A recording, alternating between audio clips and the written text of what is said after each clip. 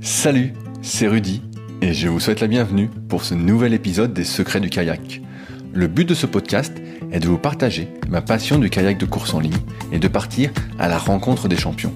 Qui sont-ils et que font-ils pour performer au plus haut niveau? Aujourd'hui, j'interviewe Amandine Lotte, jeune retraitée qui a participé aux Jeux Olympiques de Rio sur le K4 500 mètres. Comment a-t-elle fait et que devient-elle depuis? J'espère que l'épisode vous plaira. Je vous laisse maintenant découvrir Amandine et ses secrets. Salut Amandine, comment vas-tu aujourd'hui? Salut Rudy, écoute, ça va très très bien et toi? Moi ça va toujours. Ce matin j'ai fait une séance comme je te disais où j'étais pas très rassuré, où j'ai surtout vu les vagues de Sarah, mais euh, mais ça va. Je les connais aussi les vagues de Sarah.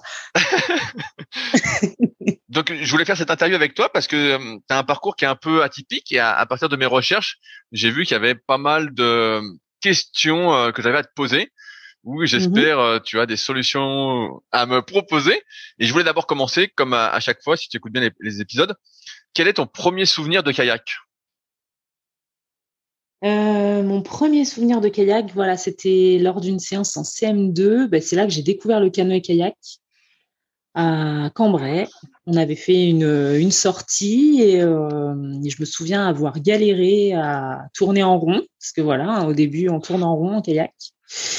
Et en fait, je me suis dit, mais c'est pas facile comme discipline et du coup, ça me plaît. Voilà, c'est le premier souvenir de kayak qui me revient là. Ouais. C'est original ça de se dire que c'est pas facile et donc comme c'est pas facile, ça te plaît. Ouais. En fait, j'ai toujours adoré les sports aquatiques parce que je faisais de la natation et je me souviens que c'était soit natation synchronisée, soit canoë-kayak que je ferais. Enfin, parce que je suis rentrée au collège, j'ai dû choisir une section sportive. C'était soit kayak, tennis de table ou athlétisme. Et vu que j'adorais l'eau, j'ai choisi canoë-kayak. Et tu vois, j'étais vraiment partie pour faire un sport dans l'eau, quoi. Et donc, oui, le kayak, j'ai trouvé ça pas facile, comme la natation synchronisée au final. Et ouais, ça m'a vraiment tenté. Mais je peux te dire qu'après, limite, j'ai regretté d'avoir choisi ça, mais bon. Quand tu découvres ça en CM2 et que tu rentres au collège, est-ce que tu t'inscris en plus dans un club de kayak? Alors, en fait, quand on rentrait en sixième, on était en section sportive, donc on l'avait le mardi soir et le vendredi soir. Et une fois qu'on passait en cinquième, c'était automatique, tu devais t'inscrire au club de Cambrai. Donc c'était comme ça. Donc en cinquième, je me suis inscrite au club. Et là, donc il y avait des séances le mercredi après-midi et le samedi après-midi en plus, comme dans tous les clubs. En général, c'est comme ça. Et voilà. Et c'est là que j'ai rejoint le club. Ouais. Et au début, quand tu as commencé justement en club, est-ce que tu avais des objectifs de compétition ou c'était loisir? Alors, ça me fait bien rire ça parce que j'étais nulle. J'étais complètement nulle. Donc, comme je te disais précédemment, je pense avoir le record de baignade du club de Cambrai, tellement j'étais nulle. Je me souviens de mon président qui me suivait avec un kayak de mer pour me repêcher en fait tous les 10 mètres. En plus, on naviguait sur un canal, donc t'imagines les berges hautes. Enfin, vraiment, la galère. Je me trouais ma combinaison à chaque fois, à chaque séance, tellement je me baignais. Je pense que je me baignais 10 fois par séance. Enfin, c'était horrible. Et mon entraîneur de club avait dit à mes parents, Amandine, elle n'est pas faite pour la compétition, elle fera que du loisir. Donc, donc voilà, c'était vraiment pas gagné. Et tu as commencé par la course en ligne directement ou tu as fait aussi du slalom, de la rivière? Section sportive, on commence, on fait les deux. On a fait slalom et course en ligne. Mais la course en ligne au début, c'est sympa, hein. Tu prends les caps, c'est stable, ça va. Mais c'est après que ça se complique. C'est quand on commence à passer en joker, en orion. Alors là, moi, ça a été la galère, mais totale, hein. Je pense qu'ils ont vraiment eu, enfin, c'est même pas je pense, ils ont eu vraiment de la patience au club avec moi parce que et voilà, et je faisais les deux, non, slalom, course en ligne. Et non, c'est vraiment en course en ligne où j'ai vraiment, vraiment galéré. Et malgré tout, tu as percé dans la course en ligne. Alors, qu'est-ce qui a fait que tu as persévéré dans la course en ligne? Parce que justement, tu avais Voilà, du mal? oh ouais, non, mais c'est incroyable. En fait, je pense qu'il m'a sauvée déjà, c'est que j'avais un bon physique. toute jeune, bon, on commençait la musculation au poids du corps, enfin au poids de corps, et j'avais un bon physique. Et tu vois, une fois que j'ai acquis la stabilité en kayak, et ben vraiment, il y a eu un déclic et je suis allée vite, pratiquement tout de suite, en fait. Vraiment, une fois que j'ai été stable, ça a été super vite parce qu'en cadette, j'intègre l'équipe de France. En cadette 2, je gagne les sélections équipe de France. Donc, j'intègre l'équipe junior et donc, tu vois, tout s'est passé très vite, quoi. Cadette, c'est quoi? C'est 15 ans, 16 ans? Cadette, alors je me souviens que tu as posé la question à Léa, je suis comme Léa, moi, au niveau des dates et des âges, je suis pas très bonne. Il me semble que cadette, ouais, ça doit être, t'es encore au collège, ça doit être quatrième, troisième, je dirais ça. Ok, et donc t'as commencé alors en cinquième, donc à 12 ans, et 2 ans Ouais. après, tu En fait, étais j'ai fait 2 années déjà. minime. Ouais, j'ai fait 2 années en minime où j'étais pas bonne, tu vois, je naviguais sans siège, comme je te disais, pour être plus basse dans le bateau et plus stable, parce que de toute façon, il y a rien qui faisait, quoi. Enfin, je tombais, donc je me souviens, à chaque fois on mettait le siège avant la compète, je me baignais avant, quoi. Donc on enlevait le siège pour que je puisse courir, parce que sinon, de toute façon, c'était sûr que j'allais pas passer la ligne d'arrivée. Donc en minime, c'était comme ça. Et après, en cadette 1, j'ai été stable. Et c'est là que j'ai eu un siège quand même. Et j'ai tout de suite été forte. Enfin, j'aime pas dire j'ai été forte parce que ça fait un peu, pas envie de me la péter non plus. Mais oui, oui, ça a été vite tout de suite. Est-ce que entre Donc tes, pour oui, c'est vraiment un déclic. entre tes débuts à 12 ans, entre guillemets, au club et le moment où tu deviens forte, entre guillemets, ta cadence d'entraînement a augmenté ou tu étais toujours à 2 séances? Non, en fait, donc il y avait toujours, enfin non, il y avait la section sportive après au lycée, tu l'avais plus, je l'ai eu jusqu'en troisième. Et, euh, et oui, en fait, ça s'est intensifié. Après, je m'entraînais tous les jours. Une fois que ça a commencé à être bien, bah, je pense en cadette, hein, j'ai commencé à m'entraîner tous les jours. Mais c'était après les cours, donc c'était notre entraîneur, il était instituteur, donc il était bénévole et on le rejoignait à chaque fois après les cours. On faisait nos séances, ouais, tous les jours et c'était un plaisir, tu vois. C'était trop Mais bien. je reviens sur le fait que tu tombais sans arrêt. Comment tu Ouais. faisais pour rester motivé alors que tu tombais à chaque séance pour y retourner? Parce qu'à un moment, tu te dis, finalement, je vais faire de la natation. Je vais pas faire, je vais pas faire du kayak, non? En Je plus, sais je pas. pense que j'ai voulu mixer natation synchronisée et kayak, tu vois, au fond de moi. Donc, c'est pour ça que je devais tout le temps me baigner. Non, non, mais sans rire,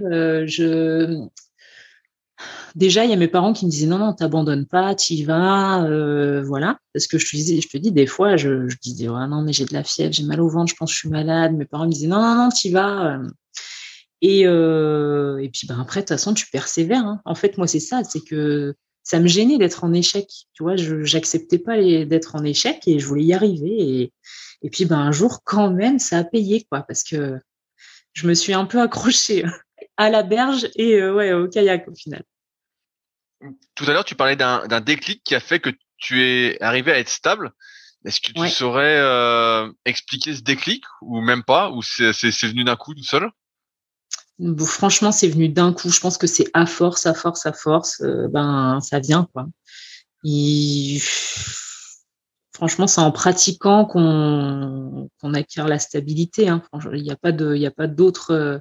Pour moi, il n'y a pas d'autre secret. Bon, après, tu peux être doué. Moi, je l'étais pas pour ça, c'est sûr. Mais je me souviens pas du moment exact où j'ai été stable. Mais oui, c'est à force. C'est à force de monter en bateau, et après des milliers de bains, voilà. Je pense que mon heure était venue.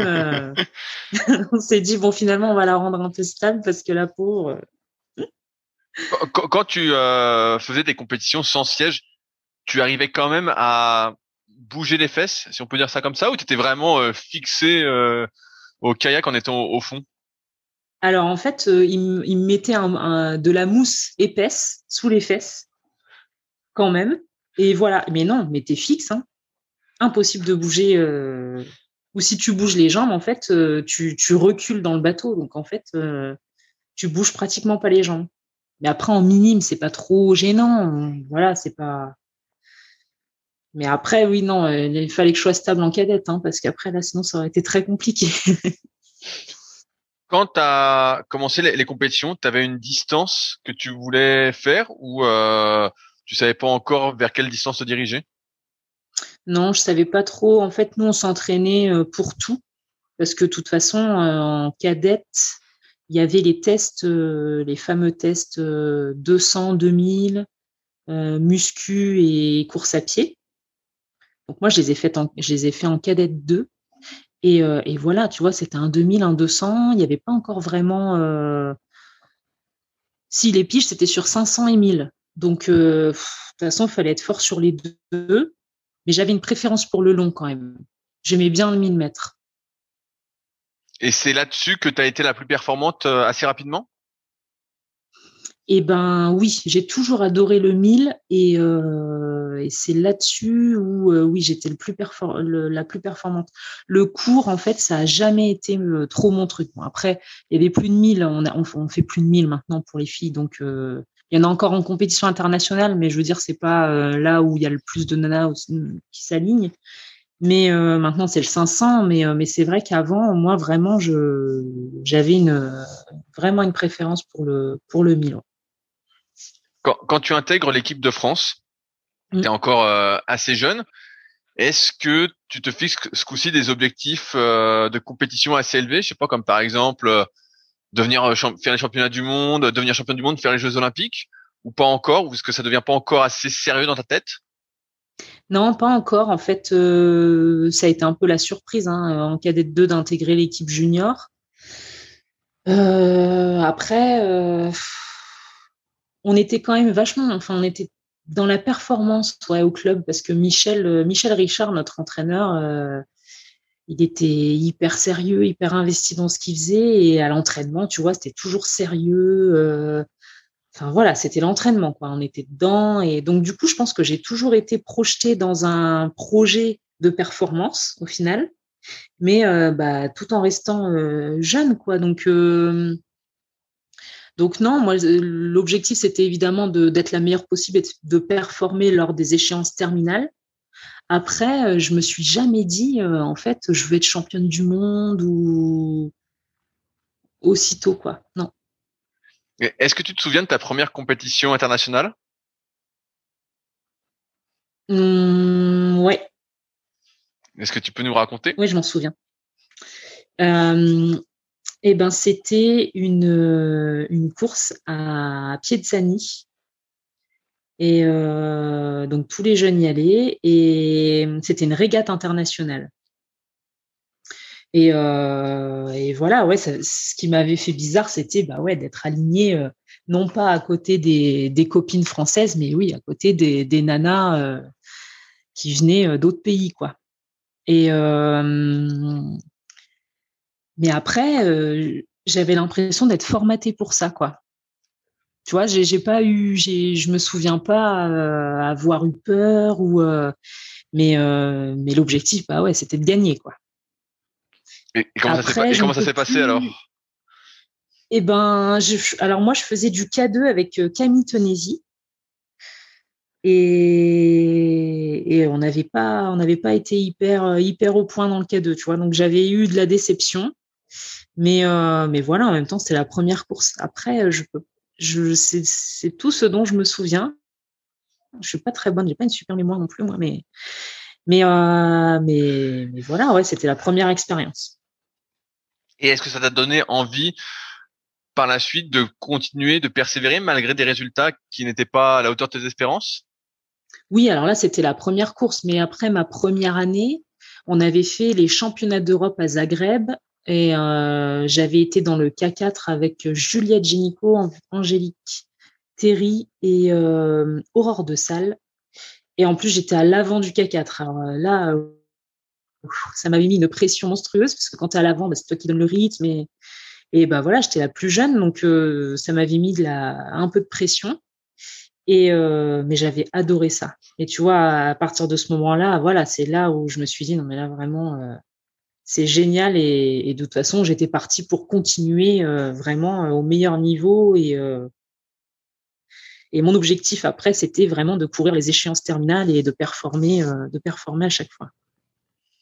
C'est marrant j'ai une question qui me vient parce que quand on s'imagine le kayak, on s'imagine un sport individuel. Donc, tu es tout seul dans ton bateau, tu fais la compétition contre les autres. Et en fait, pour beaucoup, en fait, j'ai l'impression qu'en fait, le kayak de course en ligne, en fait, c'est un sport individuel en équipage. Et finalement, c'est plutôt un sport individuel, c'est plutôt un sport collectif. Est-ce que tu avais conscience de ça quand tu as débuté le kayak? Et est-ce que ma définition finalement est bonne? Tu veux dire 4 individualités dans un bateau collectif? Ouais, ou même 2. Tu vois, tout à l'heure, tu parlais du K2. En fait, j'ai l'impression que pour beaucoup, le kayak en compétition, et même ce qui motive beaucoup, bah, c'est l'équipage en fait. Et c'est pas la. Ah oui, non mais ouais, moi, je suis tout à fait d'accord avec ça. Enfin, moi j'ai tout le temps adoré l'équipage, vraiment. Et en plus de ça, je trouve, alors pas forcément pour moi, mais je pense que pour plein de personnes, des fois, tu as des gens qui se dévoilent en équipage, qui sont pas forcément bons individuellement, mais qui en équipage, mais se dévoilent mais totalement et qui apportent énormément. Et tu vois, moi, j'ai envie de dire que des fois, il faut faire attention parce que on sélectionne tout le temps sur du monoplace. Et je pense que des fois, on peut peut-être passer à côté de bonnes choses parce qu'il y a des athlètes qui sont vraiment meilleurs dans les équipages. Ok. Est-ce que, je voulais revenir un peu sur ta scolarité, est-ce que tu as eu une scolarité aménagée à partir du moment où tu as atteint un très bon niveau? Non, pas du tout. Jusqu'en terminale, j'allais m'entraîner après les cours. J'étais pas en pôle ou j'étais juste en club. Du coup, j'ai une scolarité normale, ordinaire, jusqu'au bac. Et après le bac, je suis partie. À ce moment-là, donc quand tu étais au lycée, tu t'entraînais qu'une seule fois par jour alors, ou tu arrivais quand même à faire 2 séances par jour? Non, je m'entraînais qu'une fois par jour, après les cours. Ok, et même l'hiver? Ouais. Même l'hiver, à part pendant les vacances scolaires, on avait tout le temps stage, donc on s'entraînait plusieurs fois par jour, au moins 2 fois par jour. Et après, en terminale, bon, j'avais peut-être des cours, alors je me souviens pas exactement, mais je pense que des fois, j'arrivais à m'entraîner 2 fois. Ok, c'est original ça. Et après le lycée, j'imagine que tu étais sur les listes de haut niveau. Est-ce que tu as eu un parcours aménagé pour faire tes études? Alors, après le bac, je suis partie à Dijon et je voulais rentrer en école de kiné. Sauf que donc j'ai voulu rentrer sur dossier, sauf qu'en fait, ça s'est pas fait. Il y a un slalomeur qui est passé et pas moi. Donc je me suis lancée dans une première année de médecine. Et autant dire que première année de médecine avec sport, enfin kayak de haut niveau, c'est pas du tout compatible. Mais pas du tout. Donc, en tout cas pour moi, ça n'a pas été compatible. Donc j'ai quand même fait l'année, mais à un moment donné, j'ai abandonné. J'ai quand même passé les partiels à la fin de l'année. Mais non, ça n'a pas du tout été une réussite pour moi, ça. Et alors au final, qu'est-ce que tu as fait après? Et ben après, on a quitté Dijon, on est parti à Nancy au Pôle France. Et là, j'ai passé le BPGEPS AG2F, donc activité gymnique de la forme et de la force pour devenir prof de fitness, au Krebs de Nancy. Et là, par contre, j'ai eu un aménagement puisque je l'ai fait sur 2 ans. J'ai passé la mention C en 2008-2009 et la mention D, donc musculation, en 2009-2010. Et c'était une passion pour toi d'enseigner le fitness qu'à de vouloir faire du fitness? Alors en fait, j'ai toujours, au fond de moi, je pense que j'ai toujours voulu rester au contact du sport dans ma profession. Donc kiné, je pense que je me serais orientée kiné sportif, voilà. Et donc j'avais fouillé un peu et au Krebs de Nancy, ils m'avaient proposé le BP fitness et je me suis dit mais oui totalement. Enfin ça me branche vachement. J'adore le relationnel, le fait de pratiquer une activité sportive avec des gens. Tu vois, moi, le plaisir que j'ai en faisant du sport, je me suis dit, mais j'ai trop envie de le transmettre aux gens, de leur faire avoir du plaisir en faisant du sport, qu'ils aient des endorphines, qu'ils aient le sourire, tu vois, qu'ils sortent de séances avec le sourire, qu'ils se sentent bien. Et je me suis dit, en fait, mais oui, c'est trop ma voie, je pense être faite pour ça. C'est ça qui t'a ramené à Nancy? Non, en fait, on a quitté le pôle espoir de Dijon parce que on était un gros groupe d'athlètes Et les athlètes ont arrêté petit à petit. Du coup, avec Romain, on s'est retrouvés un peu seuls sur Dijon. Et donc, Christophe Rouffet, à l'époque, le directeur équipe de France, nous a dit, bah là, ça serait bien d'envisager de partir sur un pôle France. Donc, on avait le choix entre Nancy, Paris, Rennes ou Toulouse. Et moi, mes parents étant dans le Nord, je me suis dit, j'ai pas envie d'être trop loin non plus de ma famille, donc on a choisi Nancy. Et surtout, quand à Nancy, il y avait Alban Richard, le fils de mon entraîneur de Cambrai, qui entraînait au Pôle France. Donc on s'est dit, on va là-bas. Et voilà. Et en fait, c'est là que j'ai pris contact avec le Creps, parce que tu intègres le Creps via le Pôle France de kayak. Et donc voilà. Donc ça s'est fait, tout s'est fait en même temps. Là, à ce moment-là, pour toi, le kayak, ça marche plutôt bien au niveau des résultats? On a intégré le Pôle France on est arrivé en quelle année? J'ai un trou de mémoire. Non, mais franchement, je suis J'allais dire que tu as dû arriver vers 2004, 2005, 2006. 2005, non, j'étais à Dijon. Je pense que je suis arrivée en 2008. Et en fait, en 2008, mais oui, non, mais c'est ça, puisque j'ai passé mon BP en 2008-2009. Et en 2008, c'est l'année de mon arrêt. Donc ça a pas été, non, ça allait pas fort là. Ça allait pas fort. Qu'est-ce qui s'est passé exactement? En fait, l'année 2008, c'est ma dernière année moins de 23.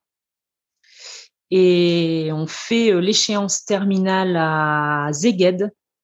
Et ce qui se passe, c'est que juste avant, donc un mois et demi avant, on était en stage club avec le club de Nevers au lac du Bourdon. Et un matin, je me lève et j'avais le ventre qui était complètement décalé, le nombril décalé. Je sais pas, j'ai un problème de dos, mais je te jure, du jour au lendemain, j'avais le ventre décalé, on savait pas ce que j'avais, j'arrivais pas à me redresser, tout ça, bref.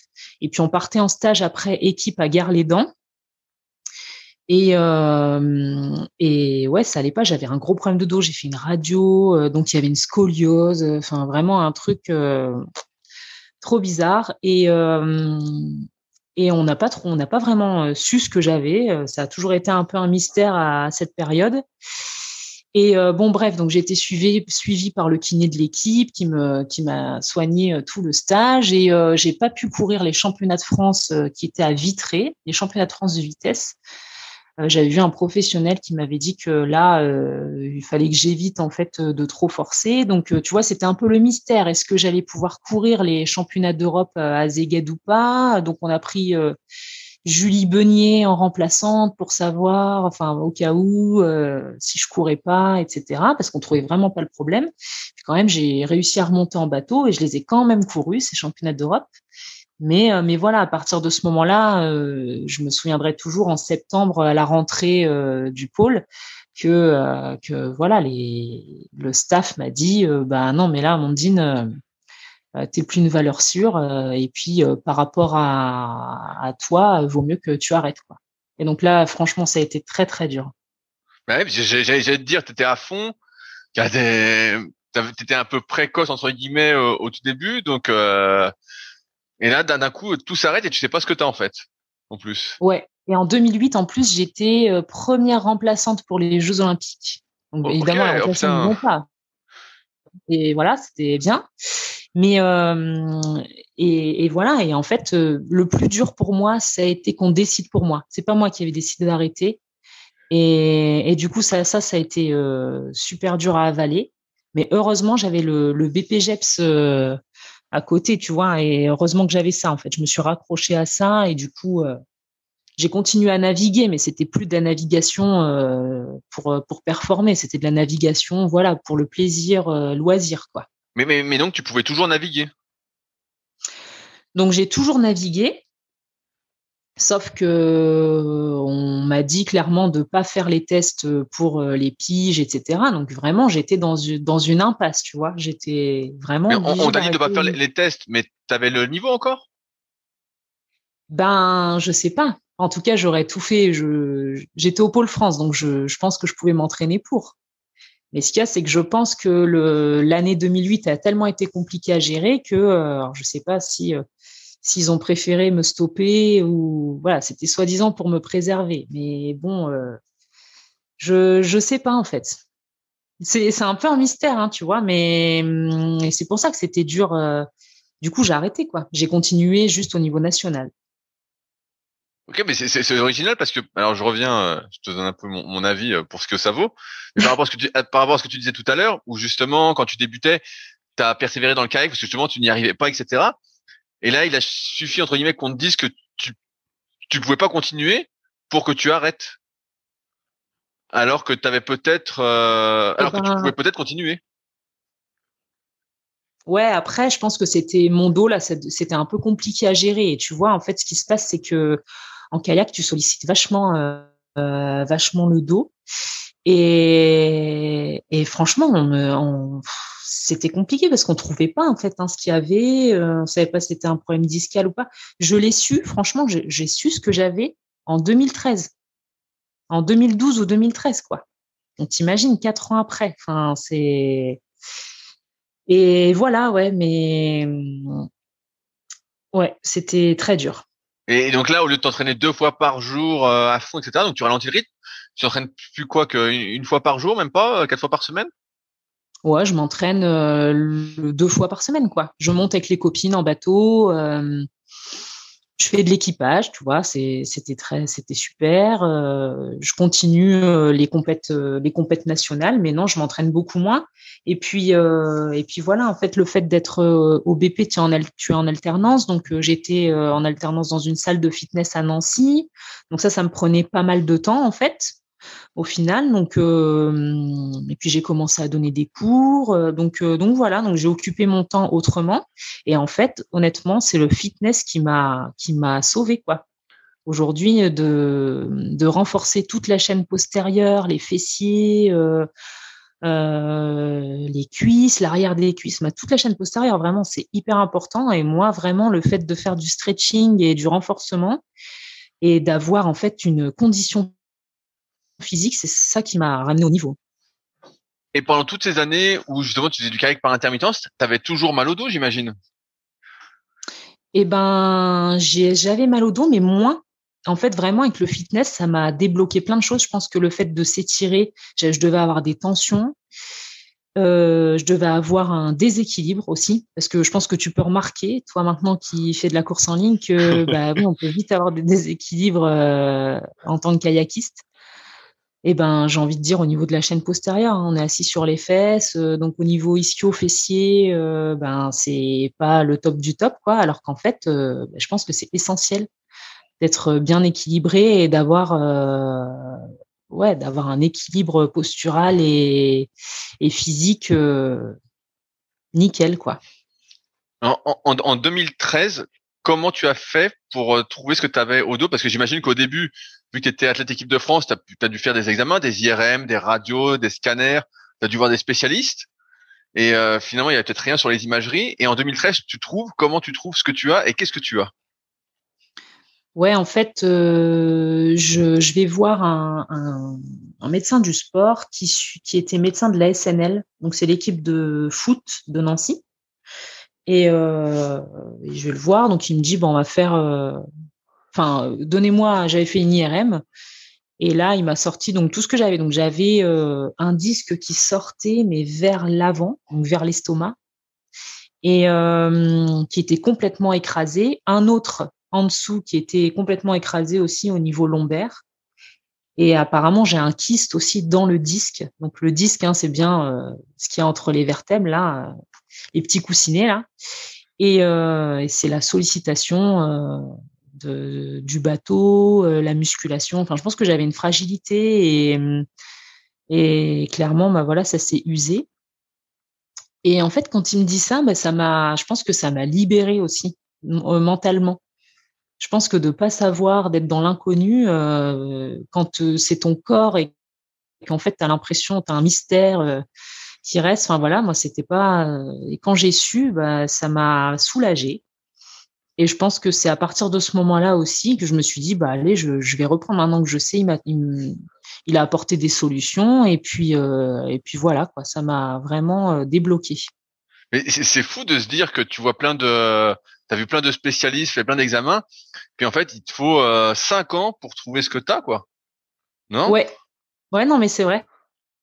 C'est vrai, hein. Au final, j'avais fait une scintigraphie, donc c'est un produit qu'on t'injecte et ça noircit en fait les zones abîmées. Donc moi, ça m'avait noirci. Donc ça, c'était en 2008. Hein, j'avais fait ça en 2008. Ça m'avait noirci donc au niveau du dos. Mais tu vois, j'ai jamais eu de mots exacts sur ce que j'avais. Et je pense que ça, ben, c'était pas concevable, quoi.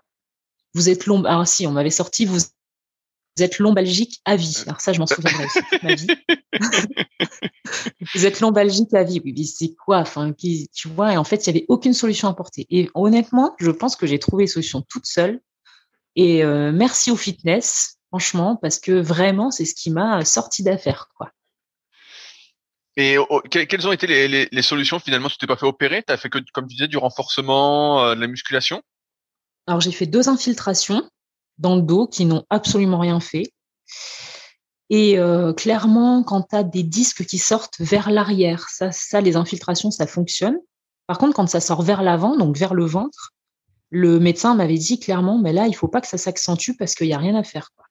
Donc, c'est renforcement, donc renforcement du transverse, des abdominaux transverses, et puis bah, toute la chaîne postérieure, quoi.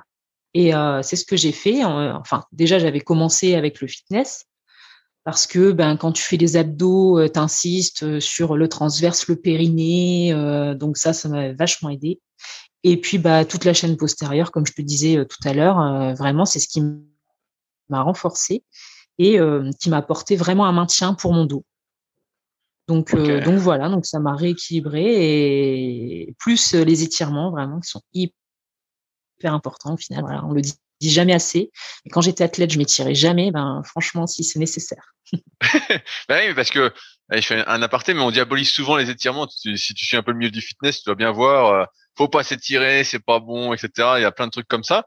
Et finalement, quand tu mets en pratique les étirements, tu vois bien que ça te fait du bien, quoi. Tu vois bien que ça fait quand même du bien, quoi. Et ça fait quelque chose de positif.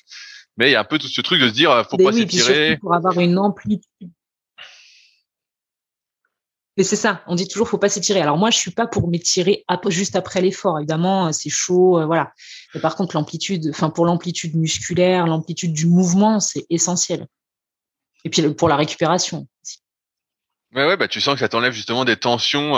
Si t'es tout à l'heure on parlait d'être assis tout le temps dans le kayak, si t'es tout le temps assis sur tes fesses, bah tu sens bien qu'à un moment il va falloir que tu les étires pour remettre une entre guillemets une certaine longueur, parce que sinon t'as le curette quoi à la fin. Ouais, Tu sens que ça fait pas du bien d'être assis tout le temps quoi. C'est vrai, c'est vrai, c'est vrai. Donc 2013 on est là et donc là bah tu sais ce que t'as, tu te renforces à fond et donc là tu décides de reprendre à fond le kayak. Ouais, je m'y remets et je m'y remets juste avant les championnats de France de vitesse. Et c'était les championnats de France à pause et je passe en finale. Je fais 9e de la finale et je me dis mais waouh, en m'entraînant 2 mois, j'arrive à faire ça. Donc qu'est-ce que ça peut donner en m'entraînant tout le temps quoi. Et donc on n'a pas parlé de ça, mais en fait de 2008 à 2013, Romain, mon copain Romain Marco, lui il était en équipe de France marathon. Il a fait champion d'Europe en K2 avec Edwin.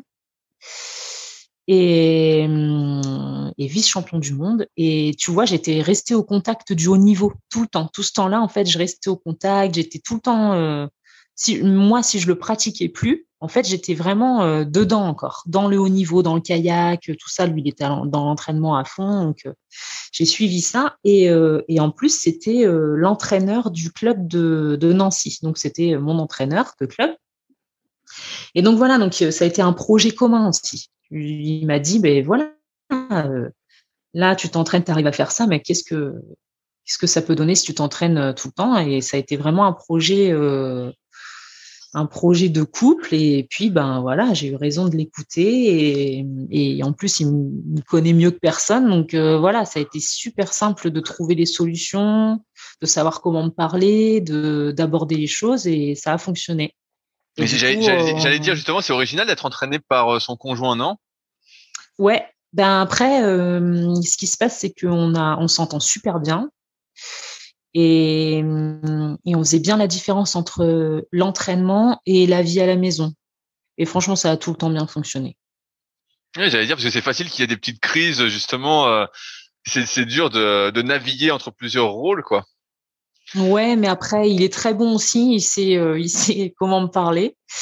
Et c'est sûr que, alors moi, je trouve que c'est pas facile d'entraîner des filles quand même, parce que autant les mecs, tu peux être, je trouve, tu peux être cash et leur dire les choses, voilà, cash. Autant les filles, des fois, faut prendre un peu des gants, faut tourner la chose d'une certaine manière parce qu'on est plus à fleur de peau ou voilà. Donc je pense que pour lui, ça n'a pas été facile, mais en tout cas, il a bien réussi à le faire puisque de toute façon, voilà, ça a été mes années retour et puis l'année jusqu'au jeu, quoi. Donc il a bien réussi à le faire. Et justement, donc pendant cette période de 2008 à 2013 où lui était à haut niveau, toi, Oui. ça allait psychologiquement d'être quand même toujours au contact du haut niveau, de ne pas pouvoir y Bah, retourner c'est ou en faire dur, partie? évidemment. C'est difficile, évidemment, mais en même temps, j'étais hyper heureuse pour lui. Et tu vois, je l'ai suivi au championnat d'Europe. Ça a été une émotion énorme. C'était à Saint-Jean-de-Laune. Après, il est allé faire le championnat du monde à Singapour. J'y suis allée aussi pour le soutenir. Donc, je partageais la chose de manière différente puisque là, j'étais sur le bord. Voilà, j'étais pas dans le bateau, mais c'était comme ça, tu vois, dans ma tête, c'était, bah voilà, de toute façon, maintenant, je tire un trait sur le kayak, c'est fini. Bah lui, il performe, c'est génial. On a toujours été passionnés de ça, donc ça fait partie de notre vie. Mais c'était de manière différente, ouais. Mais après, c'est peut-être grâce à ça aussi que j'ai pu revenir au niveau, quoi. Comme je te dis, le fait d'être resté au contact, en fait. Ce que j'allais dire, est-ce que pendant ces années-là, tu avais quand même un espoir, même un mince espoir de revenir un jour dans le haut niveau au kayak? Franchement, je m'en souviens pas. Je pense que ça m'a pas traversé l'esprit tout de suite. Je continuais à faire les compètes nationales avec les copines, avec les filles. On faisait de l'équipage et ça m'allait bien comme ça. Et puis l'ambiance club, il y avait une super ambiance club. On avait un bon club à Nancy et c'est ça qui m'a redonné goût aussi. Parce que tu vois, quand on m'a dit tu arrêtes, bah t'es vite. C'est dur après de se faire battre par des nanas que tu battais avant, etc. Mentalement, c'est très dur. Et et voilà, je pense que j'ai pris un coup mentalement où à un moment donné, j'avais plus envie de faire de monoplace de toute façon, parce que je ne supportais pas le fait d'être derrière. Et je pense que oui, le fait d'avoir l'équipage comme option, bah, c'était super parce que tu restes, tu fais de la compétition, mais pour autant c'est du plaisir partagé avec les nanas, tu vois, toute contente d'être là, de courir, c'était une autre ambiance, mais ouais, voilà. Quand tu reprends donc le kayak à fond, est-ce que tu fais des changements techniques? Est-ce que tu passes par exemple en siège rotatif? Tu sais, j'ai interviewé Ah Guillaume oui. Burger qui s'est fait une hernie discale. Il était en siège rotatif, après il est passé en siège normal, donc il s'est fait sa hernie, il est revenu en siège rotatif. Est-ce que toi, tu as fait des aménagements techniques justement à ton retour de blessure pour revenir à haut niveau? Oui, alors oui, ça, oui, j'ai eu un siège tournant, oui. Ça, c'était la condition, en fait, c'est ce qui m'a permis de revenir aussi. J'ai mis un siège rotatif, donc comme Guillaume. Et alors, au début, c'était pas facile du tout parce que tu te rends compte que la transmission des jambes, bah, c'est différent avec un siège tournant qu'avec un siège fixe. Je pense que la première fois que j'ai poussé sur ma jambe, je suis partie en arrière, je me suis dit, oula, bah alors là, il va falloir que j'apprivoise un petit peu la chose parce que c'était pas, pas facile. Mais voilà, oui, c'était la condition pour pouvoir repagayer bah, tous les jours parce que ben mine de rien, ça t'enlève une pression monstrueuse au niveau des lombaires et c'est un élément hyper bien développé parce que ça te permet de pagayer tout en fluidité au niveau du dos. Donc tu as un peu moins de transmission au niveau des jambes, ça c'est clair. Hein. Sur les départs, bah, t'es pas en appui sur le siège. Enfin, t'es pas bloqué en fait au niveau du siège. Mais mais par contre, oui, c'est génial. Au niveau du dos, tu n'as plus de pression et du coup plus de douleur. Et est-ce que toi, qui avais justement des problèmes de stabilité au début, tu as refait quelques baignades avec ce siège rotatif ou plus du tout? Oh, la question. Mais non, je me suis pas baignée plus. Je sais pas si je pense que j'étais pas moins stable. De toute façon, j'ai toujours été un peu flippette, moi, un peu instable dès qu'il y avait des vagues et tout ça. Mais non, je me suis pas plus baignée. Et est-ce que tu as fait d'autres ajustements au niveau technique, à part ce siège, à ton retour? Je réfléchis. Non, j'ai essayé. J'ai un peu modifié la technique, mais non. À part, non. Pas de changement. Tu vois, tu revois des choses, tu essayes des nouvelles choses, de payer plus vers l'avant, d'avoir l'appui vraiment sur l'avant, à l'entrée de la palle dans l'eau. Mais non, pas de changement particulier. Là, pendant 5 ans, tu étais prof de fitness, donc tu étais à temps plein, et donc là, tu décides de te remettre dans le kayak, sauf que tu n'es pas athlète de haut niveau à ce moment-là. Est-ce que tu mets ta carrière entre parenthèses de prof de fitness ou tu bosses à mi-temps, je sais pas, pour justement pouvoir te réentraîner, avoir le temps nécessaire pour te réentraîner à fond? Pas du tout. Donc j'étais à temps plein et je m'entraînais en plus. Donc en tant que prof de fitness, j'avais des coupures. Donc des fois, entre, tu vois, je terminais à 12h30, je reprenais à 16h30.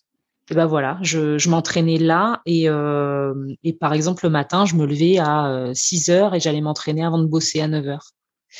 Et en fait, oui, j'en ai accumulé des heures. Là, il fallait en fait jongler entre mon boulot et mes entraînements. Parce que le souci, c'est que quand tu es sorti des listes haut niveau, t'as pas de convention d'insertion professionnelle, les CIP, où tu peux être détaché. Donc, moi, j'avais pas le choix, quoi. J'avais pas d'option. Donc, si je voulais revenir au niveau, c'était avec mon boulot. Donc, mon boulot, oui, il fallait jongler parce que c'est pas un boulot où tu es assis derrière un bureau à pianoter ou à être passif.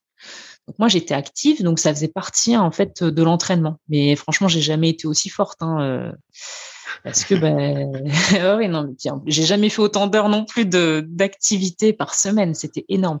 Je me souviens que le directeur équipe de France, donc Vincent Aulas, a fait son passage à Nancy et il m'avait vu en entretien.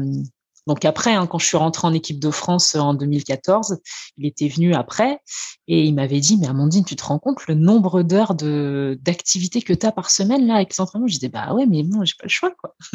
Donc voilà, non, ça a été une super année. C'est ce qui m'a permis de revenir aussi au plus haut niveau. Tu donnais combien d'heures par semaine de cours de fitness? Fitness pur, je dirais que j'avais, je sais pas, entre 15 et 20 heures. Plus à peu près autant sur l'eau, voire plus? J'avais pas autant, en fait, j'avais pas autant en entraînement, tu vois, ça pêchait un peu. Si j'arrivais à peut-être entre 12 et 15 heures d'entraînement, ouais, peut-être plus. Je sais plus exactement, mais bon, ça faisait un nombre d'heures énorme, quoi. J'avais l'impression d'être en semaine de de développement tout le temps. Et ça, justement, ça t'a donné justement une caisse incroyable, un cardio de fou? Ah ouais, déjà, quand je me suis remise au niveau, en PPG, tu vois, je pense que j'avais une bonne condition physique. Parce que tu connais les cours de cycling, spinning bike. Ouais, je vois bien. Voilà. Donc en fait, mais ça te donne une caisse, mais monstrueuse, quoi, vraiment. Donc ça, plus les cours de trampoline, tu vois, en fait, il y a des cours clés, les cours de trampoline, les cours de body pump. Au final, quand même, ça, si tu charges un peu, pareil, ça te fait des bons cours. Donc en fait, ouais, tout ça, mais ça m'a donné une caisse, mais ouais, c'est merci le fitness, quoi. Ah ouais, c'est intéressant ce que tu dis parce que si tu as écouté les précédents épisodes, souvent l'hiver, beaucoup de kayakistes font des stages de ski de fond justement pour la caisse, mais toi en fait tu étais en stage de caisse toute l'année, quoi. Ouais, c'est ça. Moi j'étais en stage d'hiver toute l'année en fait, toutes les semaines. Ouais, et donc en moins d'un an, t'es revenu en équipe de France. Oui, en fait en 2013, donc je fais les championnats de France de marathon. Je suis vice-championne de France derrière Gwendoline Morel et devant Léa Jamelot. Et là, en fait, avec Romain, on s'est dit, bon, allez, on essaie, on tente le tout pour le tout. Je vise l'équipe marathon en 2014. Donc, l'équipe de France marathon. Et donc, je me prépare, tout ça. Et puis, juste avant, il y avait les sélections équipe de France de vitesse. Et honnêtement, vraiment, je sais pas pour dire la fille, voilà, mais je me dis, allez, on y va et je vais m'évaluer, en fait, pour voir où j'en suis en vitesse. Et en fait, ben voilà, je finis 5e au classement général et je passe en équipe de France de vitesse. Et honnêtement, j'étais pas forcément préparée parce que c'était pas l'objectif que je visais. Et c'était génial parce que je le visais en fait pas cette année-là, je le visais pour 2015. Mais bon, bah je l'ai anticipé d'une année. Les championnats de France de vitesse, c'est quelle distance? C'est 200, 400, 500? Les sélections équipe de France? Ouais, les championnats de France de vitesse, là, que t'as fait? Ah, les championnats de France de vitesse, c'était 500. Et je sais pas s'il y avait le 200 déjà à pause. Peut-être qu'il y avait le 200 déjà. En 2013, oui, il devait y avoir oui, ça devait être 200 et 500. Ok. Ah ouais, donc en fait, en faisant que du long, entre guillemets, tu récupères quand même, t'as quand même récupéré ta vitesse. Oui, parce qu'après, bon, quand tu fais une prépa kayak, on avait quand même préparé les intensités. Je m'étais quand même préparée pour le 500, tu vois, mais sans trop savoir, quoi, parce que bah, j'avais aucun repère de toute façon. J'avais pas de repère, je savais pas. Et puis finalement, ouais, c'est passé, quoi. Ah oui, j'avais pas préparé que le marathon. De toute façon, le marathon, honnêtement, tu, enfin, tu fais jamais du long, hein. Tu fais pas mal d'intensité parce qu'au final, le marathon, c'est que ça, hein. C'est que des accélérés, de l'explosivité, repartir, accélérer avant le virage, accélérer après le virage, accélérer avant le portage, accélérer après le portage. Donc en fait, quand tu t'entraînes pour le marathon, franchement, tu fais de l'intensité aussi, hein. Mais j'allais te demander justement en quoi ça consiste, en gros, un entraînement pour le marathon. Dans ma tête, c'est beaucoup d'aérobie en fait, mais vu que toi, tu faisais déjà énormément d'aérobie entre guillemets en dehors, est-ce que tu faisais encore beaucoup d'aérobie en bateau? Genre 80% de ton entraînement, 90%? Bon après non en bateau puis de toute façon après j'avais pas tant de temps que ça en bateau, hein, donc je pouvais pas faire des heures à rallonge, tu vois, je pouvais pas faire des séances à part les week-ends, mais j'ai jamais fait, je pense, tu vois, mes séances max ça devait être des 15 kilomètres. Ouais, donc en fait c'est des séances basiques, quoi. Je restais sur du basique à faire comme tu dis, vu que je suis de l'aérobie, j'en bouffais déjà pas mal dans la semaine. Et ben oui, j'accentuais le travail justement sur des intensités un peu plus élevées. Et comment ça se fait que tu t'étais tourné vers le marathon d'ailleurs, à la base? Alors en 2005, on fait 3e championnat du monde avec Julie Beunier en junior. Donc tu vois, le marathon, j'ai toujours aimé ça. De plus, Romain qui faisait du marathon, bah voilà, hein, j'étais toujours au contact du marathon. Et puis j'aime bien les distances longues et l'effort. Et puis vu qu'en 2013 au championnat de France ça s'était plutôt bien passé, ben je me suis dit je me lance là-dessus. Et en plus de ça, ça me refera un travail foncier pour ensuite passer sur la vitesse. Donc c'était un choix, tu vois, pour vraiment comme si on reprenait un peu presque tout depuis le début, quoi. Donc, quand tu reprends tout depuis le début, bah oui, tu fais d'abord du foncier, travailler la technique. Mais bon, le marathon, c'est pas tant du foncier que ça. Comme je te dis, tu as des intensités quand même assez élevées. Donc, je trouve que c'est une bonne remise en jambe pour un peu tout travailler, quoi. Et donc, ouais, on partait là-dessus. Et puis, bah, finalement, ça s'est pas passé comme prévu. Là, donc c'est Romain qui t'entraînait. Est-ce Ouais. que c'est lui qui t'a réentraîné jusqu'à ton arrêt en fait? Dans le sens où j'ai l'impression que t'as pas eu tant d'entraîneurs que ça. T'as eu, si j'ai bien retenu, c'était quoi? Michel. Ensuite, t'as eu son fils, Alban, et ensuite t'as eu Romain, c'est ça? Ouais, alors j'ai eu Frédéric Imbert à Dijon, au Pôle Espoir de Dijon. À Nancy, j'ai eu Alban Richard et aussi José Ruiz. José Ruiz, qui a été aussi un élément clé pour ma réussite. Bon, vraiment après, c'est vraiment Romain qui m'a ramené au niveau, etc. Mais José était présent et il était aussi notre entraîneur. Enfin, c'était l'entraîneur des garçons quand j'étais en équipe de France junior. Donc José, il nous connaît depuis qu'on est petit, quoi. Et en plus de ça, il est de Bourgogne, donc il connaît Romain depuis qu'il est en équipe de Bourgogne, etc. Donc c'est vraiment, il y avait beaucoup d'affectifs aussi avec José. Ok. Et justement, d'être à Nancy, c'est une question qui me vient. Est-ce que tu avais des filles qui avaient le même niveau que toi pour t'entraîner, pour te tirer, entre guillemets, pour avoir une sorte d'émulation? Ou tu étais la seule fille C'est une très bonne question là que tu me poses parce qu'en fait, j'en ai pas encore parlé depuis tout à l'heure, mais ce qui m'a ramené au niveau, c'était les gars du club en fait. Je m'entraînais avec les garçons du club de Nancy. Et c'était Thibaut Pierre, Clément Pierre, Romain Tissier, voilà. Et en fait, je me tirais la bourre avec eux. Et c'est ça qui m'a ramené rapidement au niveau, parce que les jeunes seniors qui bombardent, et quand tu veux accrocher la vague, faut forcer quoi. Et donc de toute façon c'est quand je vais être un peu vulgaire, mais c'est quand t'en chies que tu progresses vite, et c'est exactement ce qui s'est produit. Ok, mais t'avais pas de filles de ton niveau en fait pour te tirer. Tu savais pas où en étaient tes adversaires ou. Toi, aujourd'hui, j'ai l'impression que tu vois, il y a deux endroits entre guillemets. C'est soit t'es au pôle de Verre, soit t'es à Toulouse. Ouais. Alors que toi, j'ai l'impression que t'étais plutôt dans ton coin là à Nancy. Peut-être qu'à l'époque, il y avait pas Ouais, justement moi le pôle j'étais de avec les Toulouse. garçons. Ok. Moi j'étais avec les gars, ouais. Voilà.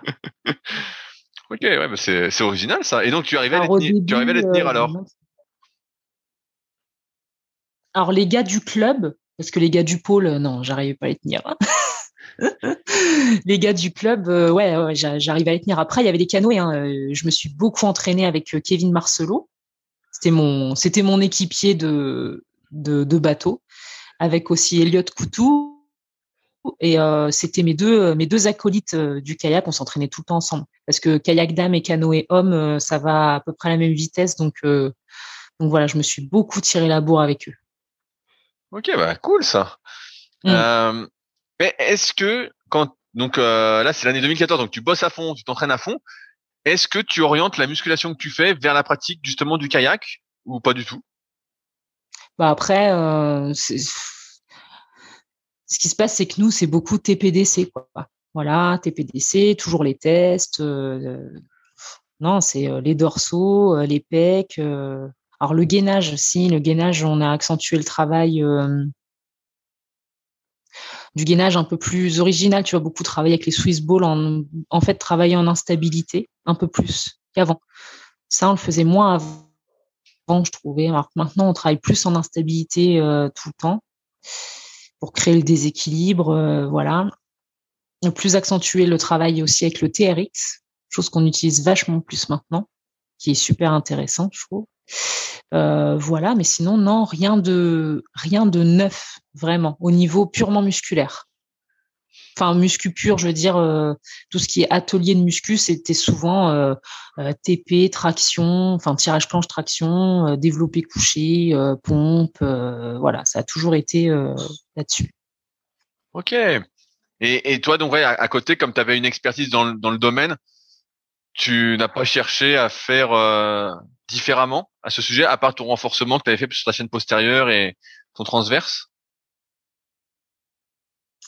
Non, en fait, j'ai suivi vraiment la planif. En fait, moi, j'adore ça, tu vois. J'adore vraiment être l'athlète et suivre, faire ce qu'on me dit de faire. J'adore suivre. Après, mon expérience personnelle, je pouvais le faire en donnant mes propres cours, par exemple. Alors pas dans de la muscu pure, mais dans du gainage, etc. Et puis j'avais découvert beaucoup d'exercices aussi avec ma pratique du fitness. Donc je pense que tout se complétait. Ok. Ah, c'est intéressant tout ça. Et donc là, en 2014, tu reviens donc en équipe de France. Et est-ce qu'à ce moment-là, tu vises les Jeux Olympiques ou pas encore, ou c'est peut-être trop tôt? Ah bah non, voilà, c'est dans un coin de ma tête, hein, parce que du coup, en 2008, je m'étais dit, ah mais non, mais là, 2012, j'irai aux Jeux de Londres, voilà. Donc 2012, bah, j'étais en plein arrêt, donc 2012, c'était pas possible. Et donc en 2014, quand je reviens, je me dis, ah mais non, mais en fait, je voulais revenir en équipe de France de vitesse en 2015 pour viser les Jeux Olympiques de Rio en 2016. Donc pour moi, mais bien sûr, quand je repasse en équipe de France en 2014, les Jeux de Rio, ils sont en ligne de mire. Ça, c'est sûr.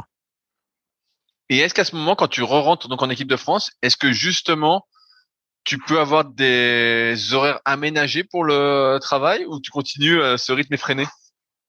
Eh ben non, je continue ce rythme effréné jusqu'à ce que on fasse l'échéance terminale en 2014. Donc les championnats d'Europe, c'était, j'ai un trou de mémoire sur le lieu, c'était en Allemagne, mais voilà, il fallait retourner en liste pour avoir une CIP. Donc comment? Je dis, non, c'était pas Duisbourg. C'était pas Duisbourg. Oh, je sais plus. C'est pour ça que je m'en souviens plus. Non, c'était pas Duisbourg. C'était oh, non mais je suis nulle. Hein. Je sais plus le nom. J'y suis allée qu'une fois. C'est pour ça, tu vois. Mais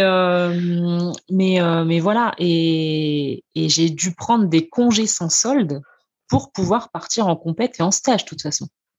Donc c'était vraiment l'année critique, horrible. Mais bon, bah c'est peut-être ce qui m'a rendue forte aussi mentalement, quoi. Mais après, en 2015, tu arrives à avoir des horaires aménagés?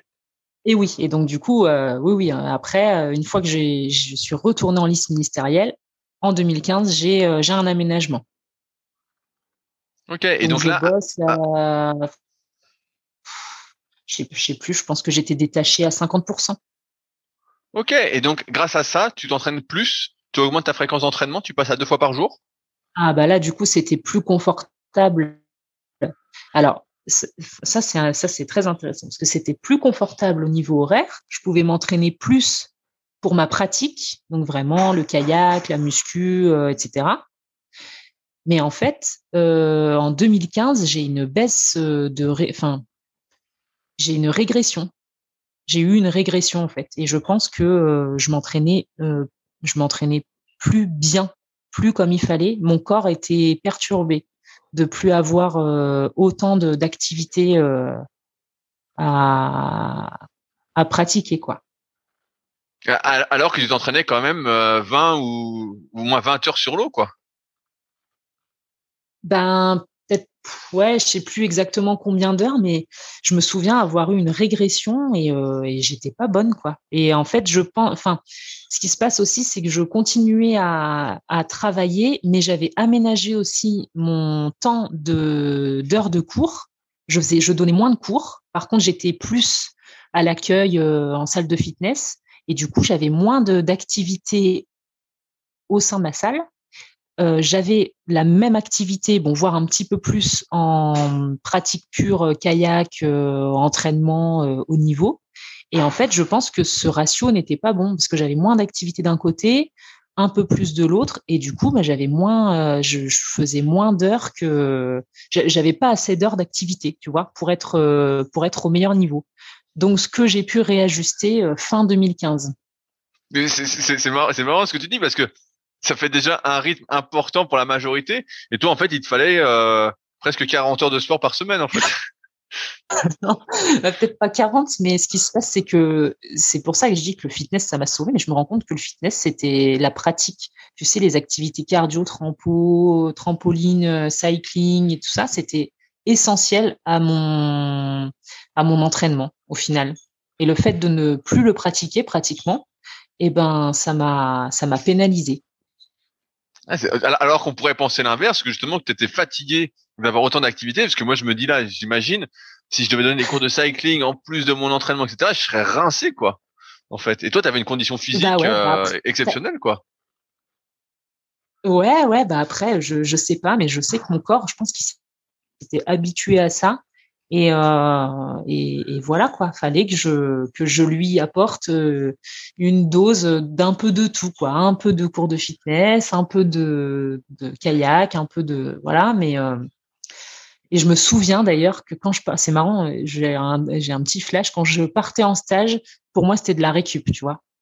En stage de kayak d'équipe de France. Je l'avais dit à Claudine Leroux, parce que c'était notre entraîneur, et j'avais dit, mais moi, là, j'ai l'impression que que je me repose, quoi, parce que le fait d'avoir en fait, j'avais moins d'activité qu'au quotidien. Tu sais, là, tu te fais pas à manger, parce qu'en plus, quand tu rentres, tu manges, faut que tu fasses une mini-sieste, tu repars à l'entraînement, tu repars au boulot, tout ça. Mais là, c'était royal en stage, hein. On se levait, on s'entraînait, on mangeait, on faisait la sieste. Ouais, c'était cool. J'ai vu d'ailleurs, en faisant mes recherches, une vidéo que tu avais fait sur un stage au Maroc. Oui, oui. Ouais, et c'est assez Oui. original parce que j'ai l'impression qu'aujourd'hui, ça se fait plus justement ces stages au Maroc, et pourtant, ça avait l'air bien de ce que tu montrais sur la vidéo. Alors, ça avait l'air bien. Alors, je pense, Rudy, pour toi, ça serait top pour la stabilité, parce que s'il y a un bon vent au Maroc, je peux dire que les vagues vont avec. Donc, ça serait pas mal pour travailler le travail de vague. Non, alors le Maroc, c'est génial, c'est magnifique. Franchement, ça a été des super stages. Et j'ai des super souvenirs aussi au Maroc, parce qu'avec Gabriel Tullu en K2, on avait coulé tellement il y avait des grosses vagues. On avait coulé, t'imagines? La vague nous était passée par-dessus bord et le bateau avait piqué du nez. J'ai dû déjupper pour sortir du bateau qui était en train de couler. Ça m'est jamais arrivé. Et mais sinon, à part ça, parce que j'ai parlé avec Gabi justement parce qu'elle est en ce moment du côté de Aiguebelette, donc je l'ai vue cette semaine. Mais à part ça, la plupart Oui. du temps, les conditions avaient l'air bien, non? Non, oui, c'était top parce que tu avais un bon climat et non, non, du coup, c'était hyper sympa pour s'entraîner. En plus, il y a un grand espace. C'est hyper joli. Et puis après, pour allier tout le travail foncier, plus le travail de PPG, non, c'est le top. Quand tu t'es remis à fond dans ta pratique du kayak, quelle hygiène de vie tu avais autour? Est-ce que tu suivais une alimentation stricte? Est-ce que tu prenais des compléments alimentaires? Est-ce que tu faisais des choses auxquelles on pourrait ne pas penser? Euh, non, j'ai pas suivi d'alimentation stricte. Je mangeais sainement. Après, honnêtement, c'était plutôt la semaine, on fait hyper gaffe et le week-end, bon, on s'autorise des petits écarts, voilà. Ça a toujours été comme ça. On a toujours rythmé nos semaines comme ça. Par contre, ce qui m'a bien bien aidé en 2015-2016, ça a été la cryothérapie. Alors ça n'a rien à voir avec l'alimentation, mais c'est par rapport à la récupération. Ça a été le top. Donc t'allais t'immerger dans des, j'allais dire dans des caissons, mais c'est pas des, à l'époque il y avait peut-être pas ça, mais dans des pièces à moins, je sais pas combien.